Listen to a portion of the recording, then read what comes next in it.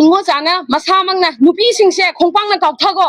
drain du da taraga maina yungjalaga season noina tawning matau ka haiba mong di mito miya cha lairi ba maya marak tu da ai khoi bu sa san bu dong na puraga ai khoi ji moina kai oin ubuno wata sengna hana magta da ngasi lingbi dai ba news media gi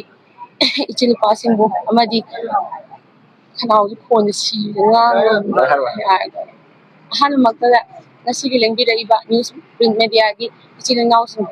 hana magta dai kongno no khumjari ai samak khari gom rasmadi bi I hojik regional college da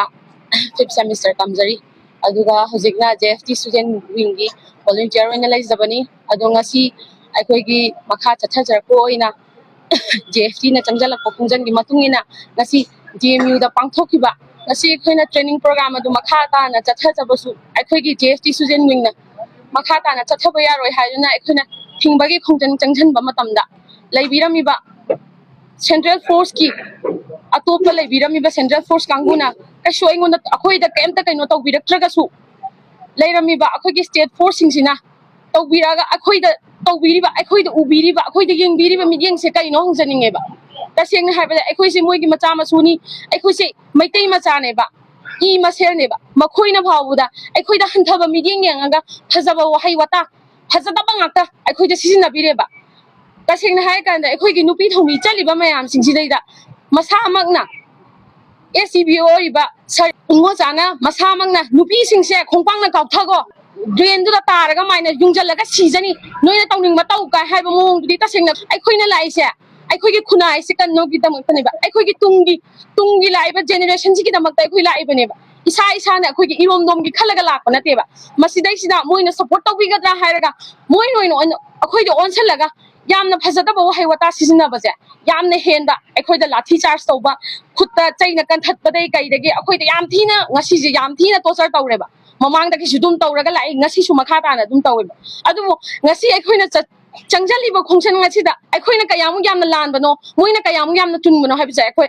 moida khanganinge ba moina aikhoida utpi gadaba moina aikhoida support tawi gadaba di aikoi am ta ude ba mito miya cha lairi ba maya marak tu da aikoi bu sa san bu dong na puraga aikoi ji moina kai oin ubuno wata sengna aikoi ji moi gi macha masu oin udaba aikoi ji bu sa nga dong uraga aikoi da